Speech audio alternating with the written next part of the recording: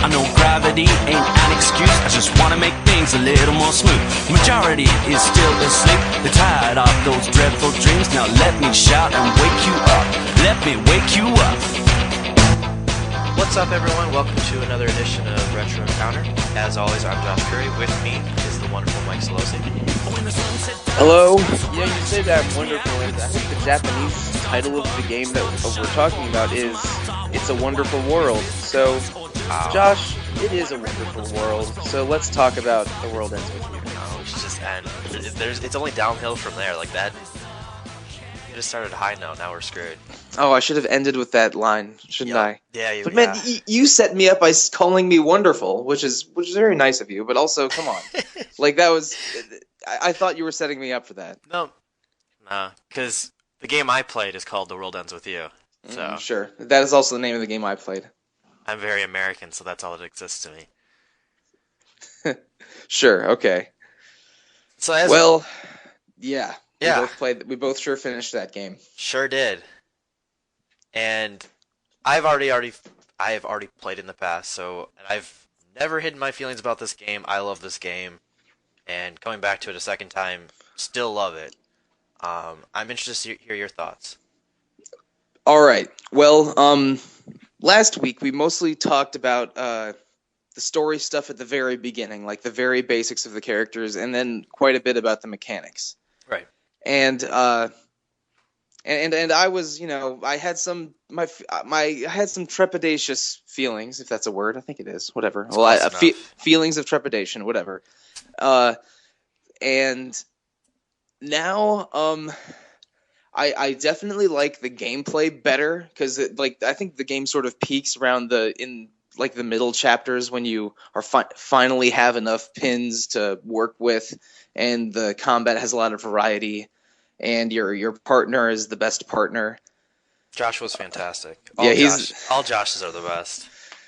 He's also fantastic in Trails in the Sky. I agree. All Joshes are the best. Terrific game, right? I'd rather be playing that than this. Great character, but terrible game. Sure. Well, anyway, I think the game peaks in the middle when the gameplay is the best. But as the game went on, the story just seemed to be getting stranger and stranger and never fully explained itself. And I still don't really know what to make of the story. And it has a lot of cool moments, and if you care about the characters, then it feels like it has real stakes. But overall, I still think it's not a great story that I want to experience again. And I mean, I had to look into wiki articles to make sense of some of it. Like, I still don't know why the game even exists. I'm sorry, not the game, the Reaper's game. Okay, good. I'm glad we're not having a meta conversation about my bad.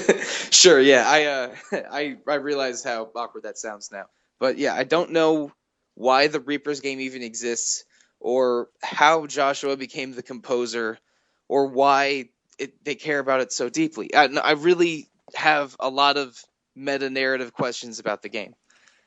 Yeah, and I didn't feel that satisfying, even though the ending scene is very sweet when they all finally meet back at the statue. Yeah. So they don't touch on a lot of that. A lot of it's read between the lines. You have, there's obviously there's so much story before this, and then we really don't get to see any of that. There's the journals that kind of touch on things that were happening. I probably didn't find enough of those, but yeah, and even with them, I never felt fully satisfied with what was going on. In the previous two, I think Neku's story has a really good "this happened," and you know what happened, you understand it. That's easy to digest. But when you get into the composers, the producers, fallen angels, the conductors, the harriers. Right. There's so many arbitrary nouns for the roles that the different characters perform in this game that it's it's bonkers. It's like an anime that's kind of overwritten or over to its head is up its own ass a little bit with the terminology and the story it's trying to tell. I mean, maybe this makes me sound old, but I thought that the terminology was a little too confusing because of how poorly explained it was. But maybe I just wasn't following it closely enough because I did come into a little bit of a race to the finish to play this game this past week because I was really distracted by Bravely Second when that came out. Yeah, which we can take a time out. TL. Sure. Everybody go read Mike's review for No, no. Bravely Second. He did a great job. RPGfan.com. Check out those reviews. Well, thank you, but I mean, it was. I mean, Bravely Second did take up a significant chunk of my April, but I did end up finishing this game, and maybe I didn't give it as much time as it deserved because I was really. And then the third week was really frustrating the past couple days because I think we mentioned this before we started recording. Beat is the least fun partner to use. He's the worst character in the game. Yeah, and a couple of the end game fights are on the challenging side, or at least I thought. I mean, because I struggled with some basic parts of gameplay throughout the entire playthrough, but like having the worst partner and then a couple of tricky encounters near the end, was not a great combination. So I had some very frustrating moments the past couple days finishing this game. Yeah, and I've not hidden my feelings on Beat. But the third week is kind of interesting because it's the most interesting story. But I can see where you're saying that it's a little bit more difficult. I didn't have issues, but that's New Game Plus for me. Right. But I agree it was interesting, but I mean, the setup seemed a little unfair in a way. Like, it's like that the Reapers had, we're done playing and we're just deliberately trying to screw you. Mm-hmm. Because they immediately just change a bunch of rules, and Neko's like, hey, what the hell? What do you mean I can't have a partner? And then Beat steps in, and I'm not totally sure how Beat became a Reaper to begin with, because he was a player in the first week, and then missing the second week, and then a Reaper the third week. Right. And the game communicates to you well that the odds are stacked against you, but whatever. Like, between me not totally understanding the story and disliking Beat as a partner made the third week pretty frustrating. Yeah, I also feel like he has the least growth out of all the characters that you meet as well. Beyond, I find him extremely annoying, but his personality is annoying, and we get that he cares for rhythm, and that's fine. But he doesn't really have much beyond that. Yeah, and that's he plays his cards very early in the beginning, and then that's it. And I mean, you learn that Rhyme is his little sister. Mm-hmm. Yeah, it was one of those things like I was more surprised when it came out during the first week that Rhyme didn't know who Beat was than anything else. I had almost assumed that she was his sister at the beginning, but then the game made it clear that that they were strangers that met up, similar to Neku and Shiki. But then they flip it back like, oh no, just Rhyme had lost her memory, and they are brother and sister. Right. So it's that was a head scratching twist. It was one of those like, all right, you told me something I knew hours ago, like yeah. But Beat basically, if you remember from the first week, Beat runs away, and he comes across the two Reapers, and he's like yelling at them, and they basically say, "You don't understand anything," and he's like, "Well, tell me." And that's supposed to be kind of they inform him of everything that's going on in the world, and that's him switching over to becoming a Reaper. Mm-hmm. I guess that's one of the biggest things I've always had an issue with, and I really like the characters. I like how this game goes. I like that it was just a fresh take on kind of RPGs as a whole. But one of the most disappointing things, and I think this is why there's such a fervor around wanting a sequel, is there is a lot there that could be fleshed out. There's a lot that could be worked with. there could be a prequel of how Mr. Hanakoma, I can never pronounce his name. Why? Oh, the producer coffee shop guy. Yeah, why is he a fallen angel? Like we know it because he gives Korea, whatever, the second day boss, I believe. The who? Which boss? The second day producer, if I remember correctly, that should be because it should be the guy the second day. You mean the second week? Yeah, second week. Sorry. Yeah, okay, all right. The boss of the second week, who's one of the Reapers, But and coffee guy gives the Reapers the power to make noise. yeah, no, That's why he's a fallen angel. Yeah, the coffee guy was the game's producer who like established some of the rules and gave people some powers. But then he I think he made, I'm not exactly sure, but I think he broke some of his own rules by helping the players because he was sympathetic to players. So he basically was stripped of his powers as a producer, but is still strong but now can't really affect the game. He's just sort of is more of an observer that just makes sure that the rules are being followed instead of someone that can give powers out. Was my understanding. Like he was a top guy in the game, but then he was, he wasn't a team player, so he became a fallen angel. Yeah. So yeah. But he was not a Reaper or a Conductor. He was separate from that. So this all stems from Joshua challenging Kitaniji. But that's the whole the fate of Shibuya, and yeah.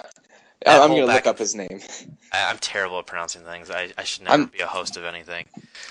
Kitaniji. Yeah. So that's the whole back and forth of that game that they were going back and forth of whether or not Shibuya is going to be destroyed or not, if it's going to be erased. It's Mr. H doesn't want that to happen, so he starts pushing so that he can kind of prevent Joshua from completing his plan. Right. And that was another thing I didn't really understand. It seems like that the Reapers game, I'm gonna take a larger view for a second.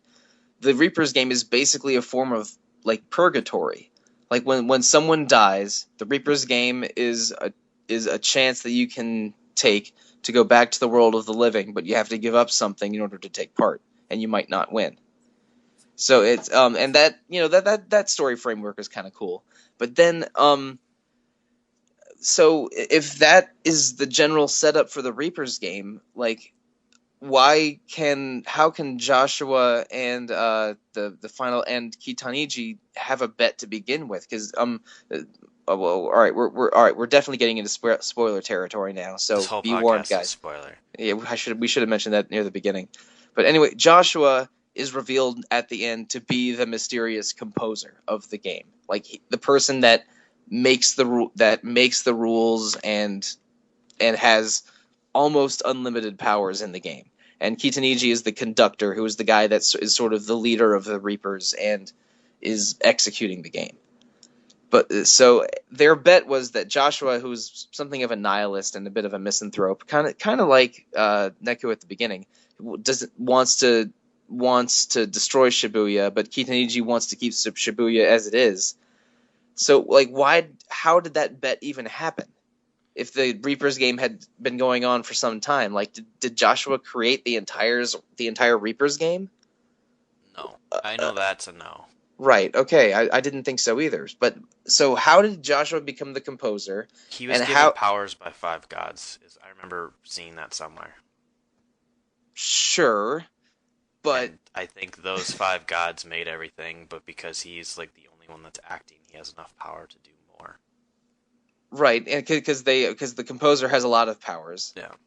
But I mean, I'm not saying that's a bad story, but I'm saying that I did not have I have no idea why this bet ever happened and how he was allowed to make this bet. And by the end of the game, it's clear that you're trying to save Shibuya and The World Ends With You in part is just a celebration of what Shibuya is with its style and fashion and attitude, and it takes place entirely in Shibuya. So I understand wanting to saving Shibuya as a major conceit of the game, but like, how did this bet happen? And like, even though I guess you're fighting for your lives for most of the game, but like if you're as a player want to save Shibuya, why is the final boss the person that wants to preserve Shibuya? I don't know. It, and, I have no answers for that. and the final story moment with Joshua is pretty cool. That's Where, fantastic. yeah, like you have that. It's not really a Mexican standoff, but you have that standoff. It's a Japanese standoff. Well, sure, all right. You have a Japanese standoff where Neku puts down his gun and Joshua basically acknowledges the change that Neku had undergone and decides maybe Shibuya is not so bad. So, which is a huge risk on Neku's part.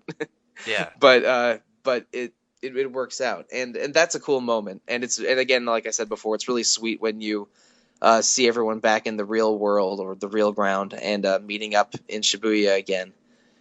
But like I was having difficulty reconciling what the Reaper's game was, which was this purgatory game with souls trying to return to the living, and this bet that Joshua had with Kitaniji, and Joshua and one of Kitaniji's guys, the guy who's the boss of the second week, Minamoto or something. I might be getting his name wrong. I'm looking at a list now. Okay, Minamimoto. So I assume that we get all the names wrong. I just forgot a syllable the first time.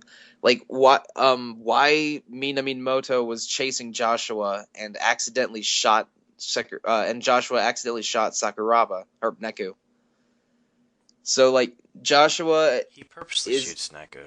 Yeah, Joshua has this bet with Kitaniji about saving Shibuya versus destroying Shibuya.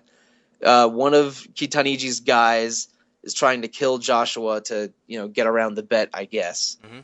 And then Joshua shoots Neku. So how I always took this is he took Neku as his champion to show that Shibuya is just crap. Because he thought.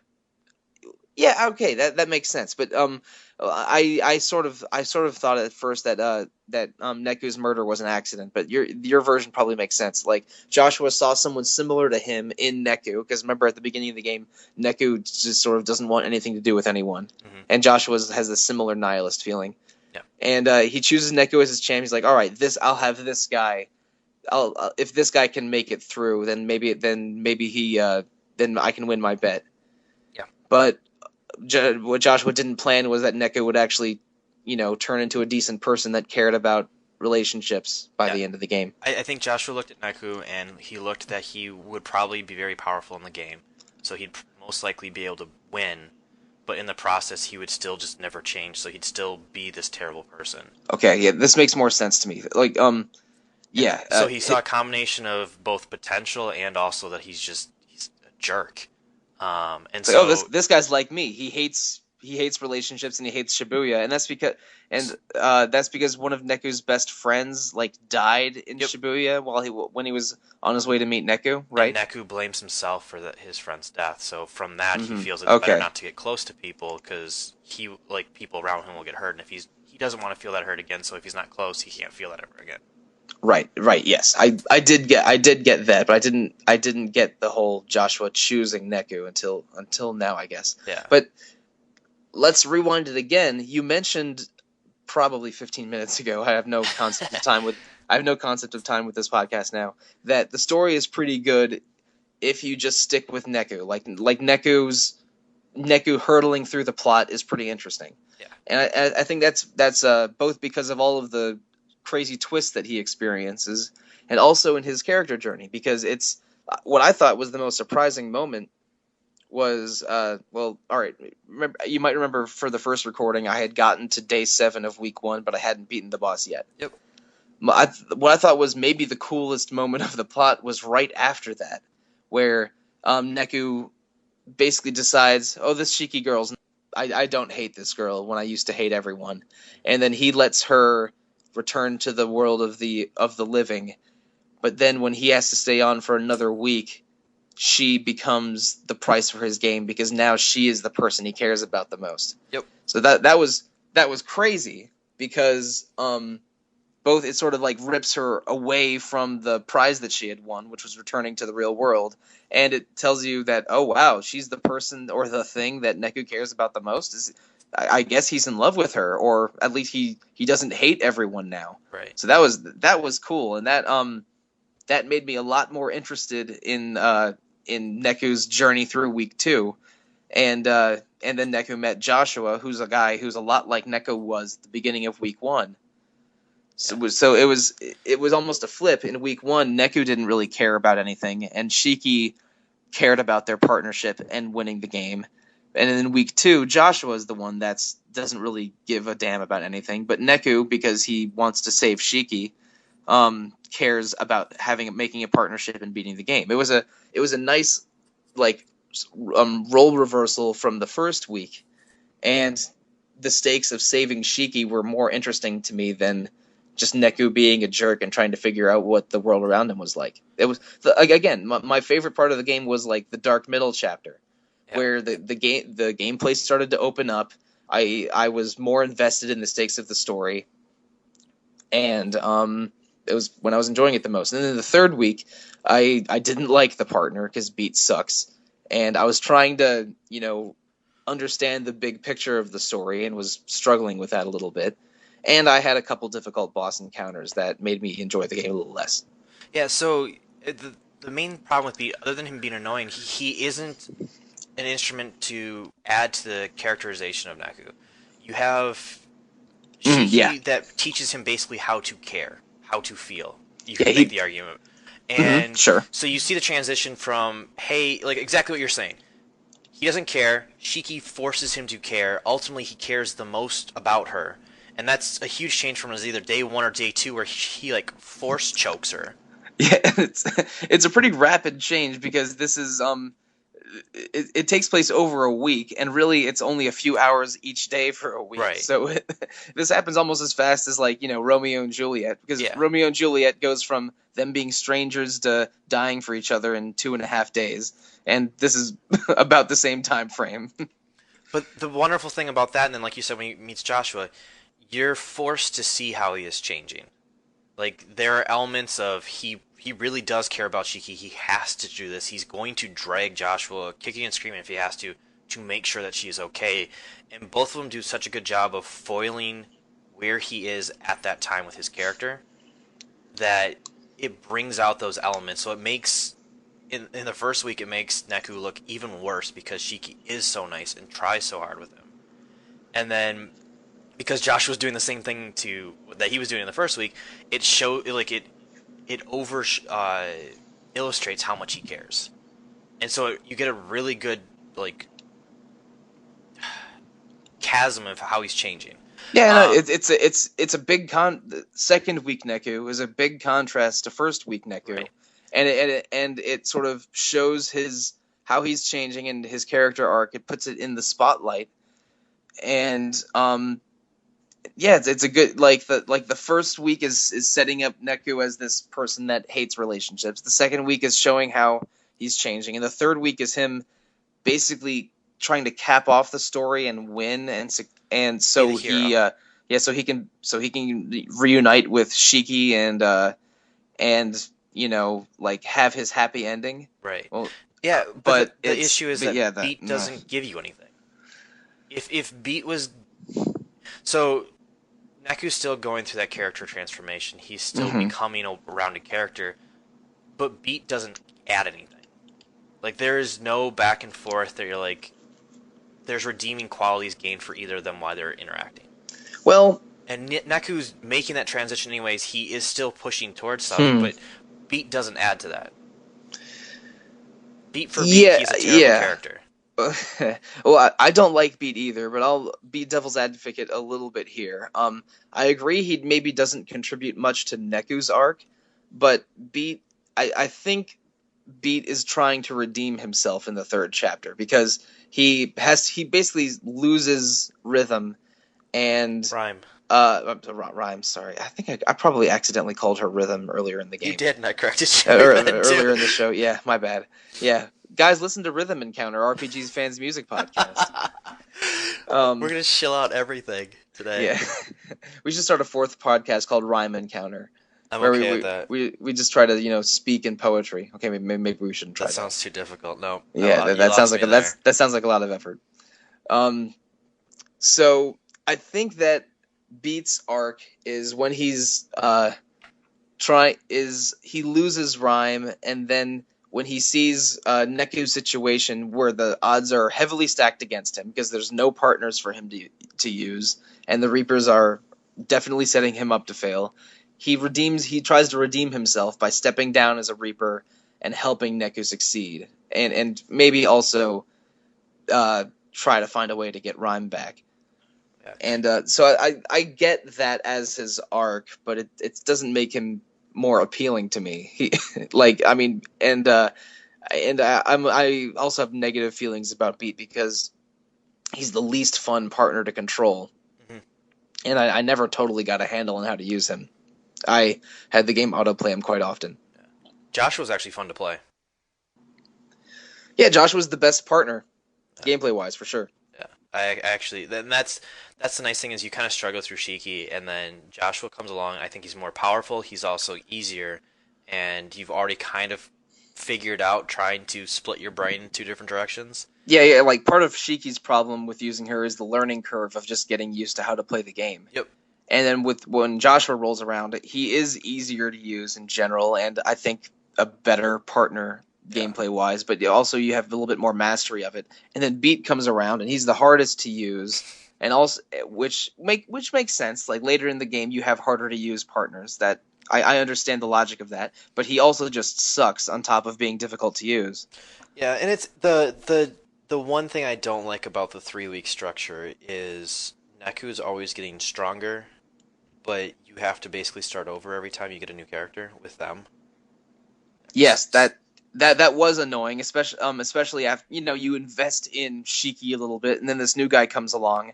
But at least Joshua gets good quickly. Well, Beat, I think maybe by the very end he started doing better damage with his like air skateboard stuff. Yeah.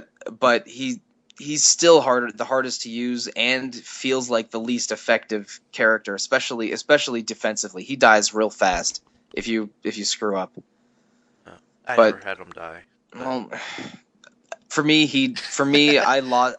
Well, between him and Neku, I died several times in the 3rd week. Yeah, but yeah, I never. It ramps up considerably in difficulty. Yeah, and I never felt like I totally mastered the controls. Yeah. If I had a little more time and spent a little bit more time grinding in the 3rd week and practicing with Beat, I may have gotten a little better, but the end game was a bit of a struggle for me. Yeah, and that's a conceit of the podcast too, is usually that last little bit you have to push through a little quicker than you'd most likely want to, and then you combine in that you have a character that isn't the most interesting, is underpowered when you start. You kind of want to jump through the story because you're trying to figure out how everything's wrapping up, and it's a bad scene for Beat no matter what. Yeah, and after I finished the game, the whole time I was just trying to wrap my head around. So Joshua was the composer all along, and he had this bet that with Minamimoto. No, not with Minamimoto. With Kitaniji. Yeah, with Kitaniji, and I was just struggling so much to understand why the bet happened and how he was able to do that in the Reapers game. I just never got any of that. And maybe I didn't read enough journals or didn't talk to enough NPCs, but I had a lot of questions after this game, and even checked some Wikipedia articles or Wikia articles to try and make sense of it. And I still don't totally get it. I don't know if I'm going to replay this game to try to get a better story understanding. But in general, I thought this game got better, and I don't actively dislike it like I used to. Hey, that's something. But the style still doesn't jive with me. Like, I think it's a bunch of stupid kids in zippers and buttons, and I still hate that one Reaper who wears like a sweater with glove spaces for her hands and a corset on the outside. Oh, the girl, Korea. Yeah. Kyria, maybe. The woman that you meet in week 1, and then you finally fight in the middle of of week 3. Which that was satisfying. Every time she was a jerk. So it was satisfying beating her, but also I just hated her clothes so much. I was happy to murder her. And like the characters in this game are colorful and over the top and sort of fun. I actually thought that the villain of week 3 was the coolest villain in the game. Yeah, I think the Tiger Lady. The composers progressively get more interesting as it goes on. Or the Reapers. No, those would be composers. No. Joshua is the composer. Or no, sorry. Conductors? Conductors, thank you. Yes. Okay, right. Too many C words. Yeah, see, the terminology in this game I kept mixing it up all the time. Yeah, and that's so I got sidetracked earlier when I was talking about a sequel. So I'll be the first person to say I absolutely love Kingdom Hearts. I really do. But I do not. Since Kingdom Hearts 2, they have done so much crap that has been side things that almost didn't need to be there. That they handled the Keyblade War, which was really interesting, but they didn't. And there's a lot of history there to cover, and they do actually kind of a piss poor job doing it because they basically just keep replaying small segments of time. And also, let's see, Kingdom Hearts 2... Stop. One second. Kingdom Hearts 2 came out in 2004, maybe 2003? Sure. So, like, it's been 12 years since the last quote-unquote main series game. So, I imagine, although I'm not a huge Kingdom Hearts fan, I imagine that the real fans are a little bit testy for all these side games they've been getting over the years. So, I literally think... I don't think I can say this, but I'm going to say it anyways. I feel like they've narratively jerked off the story so long that nobody cares about certain parts of it. All right. And I say that as I am a massive fan of Kingdom Hearts. But there's always been kind of a hope that they would do some of that with The World Ends With You. Because I would love to see a prequel and figure out where, like, have everything fleshed out with Joshua. Like, watch the fall of Mr. H. Like, that type of stuff would be very interesting in a game. There is a lot there structurally with the composers, reapers, conductors. Are there gods? Is there noise? How can they control the real world? This is purgatory. Like, seeing all that set up or seeing the early elements of that would be fascinating. I think everybody always wants a sequel, and I'd much rather have a prequel and watch all of that get fleshed out. And maybe explain why Joshua feels the way he does about Shibuya in greater detail, but and have a previous Reaper game where he isn't the composer. Right. And then maybe even have the game end with him killing Neku. Wouldn't this be before Neku? Yeah. Wait, no, I get you. Like killing Neku in the real world. Right. Okay. So there's so much there that I think is very confusing for a person that comes in this game and isn't willing to read the special reports, isn't willing to look up online. I love Neku's story, and that's ultimately what drives me through this game and what makes me like it. He's one of my favorite characters. I love watching his character arc. Neku's story is what had me invested in that middle part of the game, and then I just found the entire third week just puzzling, where I understood what was going on at the surface level, but I was just totally baffled by the behind the scenes stuff and the greater story stuff. Yeah. So, and I always just wish there was more to it. Yeah, I wish they would return to it. A prequel or a guidance chapter could be cool. I don't know where they would go with a sequel. I mean, I assume that the game is still going on with either with Joshua still as the composer or with a new composer, but him not wanting to destroy Shibuya anymore. Yeah, and because the game we don't know if the game has ended or not, do we? The game keeps going. That'd be my assumption. That would be my assumption as well, and. I mean, a sequel or a prequel would seem doable from a story standpoint. Yeah, you could have a completely new group. Yeah, just have a totally new group going through the Reaper game, and just having maybe a few of the Reaper characters or Joshua just return in some role in that, or even the coffee guy. He's probably around forever for these Reaper games. Yeah. So it would be doable to have a prequel or a sequel set up like that, but I've never heard of anything like that happening. Like There's I've always rumblings, but they're always never substantiated. okay, And yeah, then I never heard any news story to that effect. and then they put all the characters in Kingdom Hearts 3D Dream Drop Distance. Wonderful Kingdom Hearts names. Is that one of the 3DS ones? Yeah, it's the 3DS one. 'Cause So that was then the assumption, like, oh, see, they want us to care about this again. Look at all these really cool characters. They're acknowledging that they're fantastic. They're gonna make another game, and then Hey, 3DS to World Ends With You 2, sure, or Wonderful World 2. or not Wonderful World. But yeah, I feel like the best way to go with that would be back. It would help, like exactly what your complaints are. It would help with that. Whereas I feel like if you do a sequel, everybody's gonna want Neku, and then you're in a terrible like catching fire sequence for the Hunger Games, where like, well, we're just gonna stick these characters in that we really like into another games because why not? We'll force this along, and it's like, no, like this person had a wonderful story, leave it alone. Actually, that would be similar, like having the main characters from the last one just thrust into a new game. Yeah. That is It's that just is like that is how Catching Fire worked. Yeah, it's literally it's the same game as it's the same book as the first. It's just different some side characters. All right. I disagree with that generalization, I but like Catching Fire, but I'm just saying like there's so many parallels there, and that's essentially what they'd have to do if they wanted to keep Neku in a sequel. I would just assume abandon Neku. Maybe have him in a cameo in some way, like in the real world you can come across him, or maybe he's an NPC just hanging out. He's going on a date with Shiki. Sure, right. Who does not look as we think she looks. Yeah. That's the other thing that I've always had a huge issue with that I feel like you can't do a sequel is you get so attached to Shiki looking the way that Shiki is. So when they go back to the real world finally, Neku has a crush on Shiki's friend and not Shiki. Yes, and then that just destroys Shiki. Like that's the dark chapter that's not told.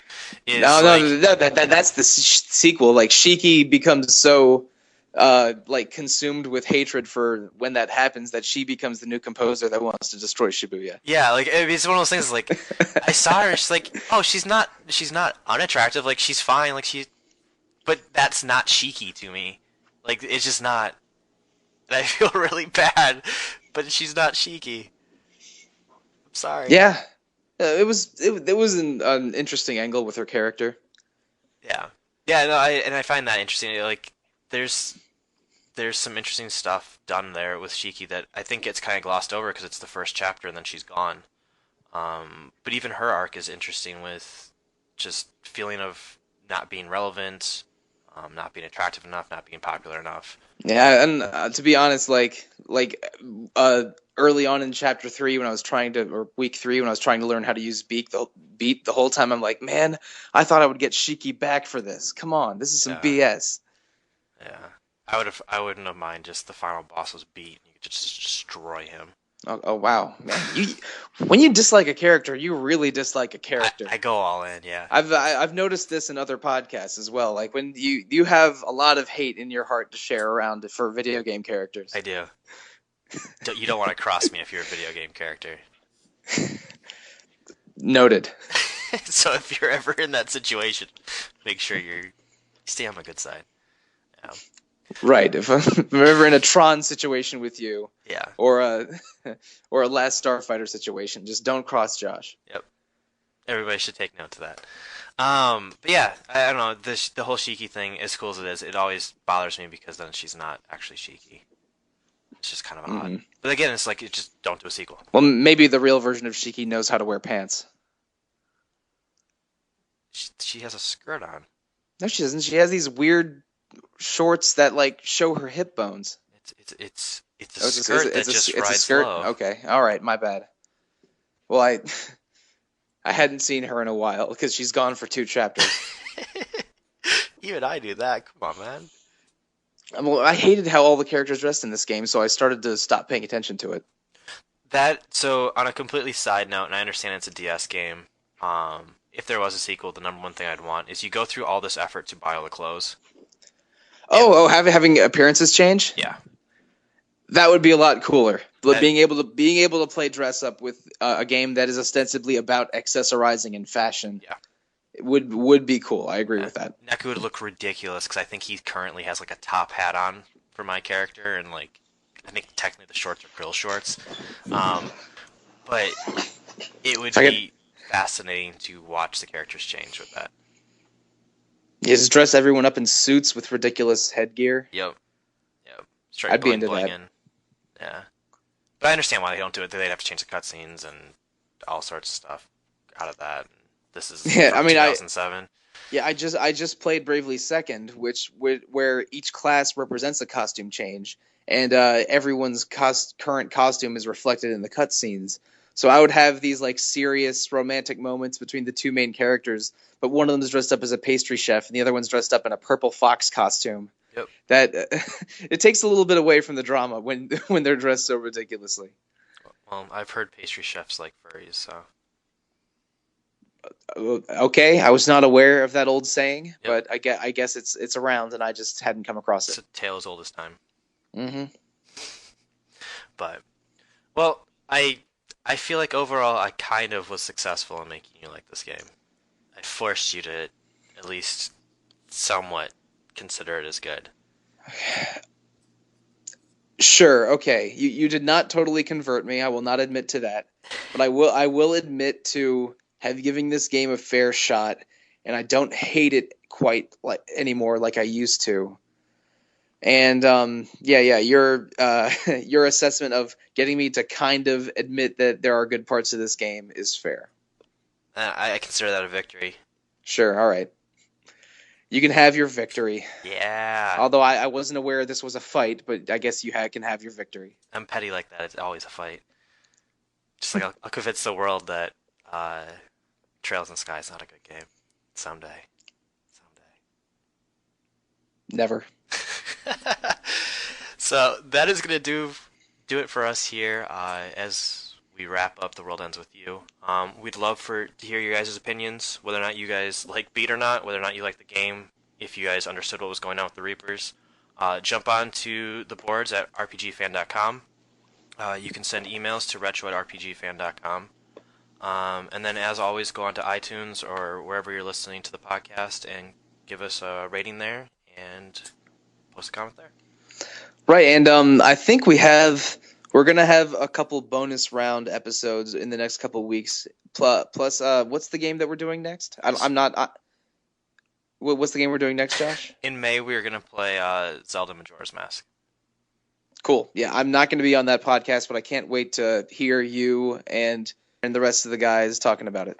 Yeah, we've talked about Zelda all sorts of times on this podcast. And really, this is gonna be finally you getting to play a Zelda game. well, I've played Zelda games. I've just never finished one. Finish a Zelda game. Right. And yes. I actually turned it on last night or 2 nights ago. And it got to the title screen. I was like, I honestly, like, still dumbstruck. I never thought I'd play Majora's Mask. I just thought this would be a game that I just never, ever played. So it'll be an interesting ride. I'm excited to see how it goes. It's not my favorite Zelda game, but I know multiple people who adore it and where it is their favorite Zelda game because it's so interesting and different. Yeah.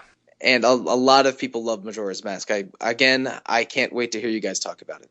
Yeah, so May, we are playing through Majora's Mask, and then in June, we are playing through Xenogears. And Whoa, okay. somehow going to plow through that in a month. Oh, I didn't know we were announcing that yet. It was on Twitter. Oh, all right, sure. So, yeah, Xenogears. Have fun playing that 60-hour game in 30 days. Yeah, only have to play 2 hours a night. That seems easy. Oh, boy. When you and your wife recently had a baby. Yeah. Okay. Well, babies love Vita games, so. Mm-hmm, yeah. And then babies love giant robots. Who doesn't? Not even babies. Everybody does. Right on. So, thank you for listening. Please join us for another Retro Encounter in the future. And I think to myself, the world ends with you. Oh yeah. Perfect. Absolutely perfect. Bye, everybody.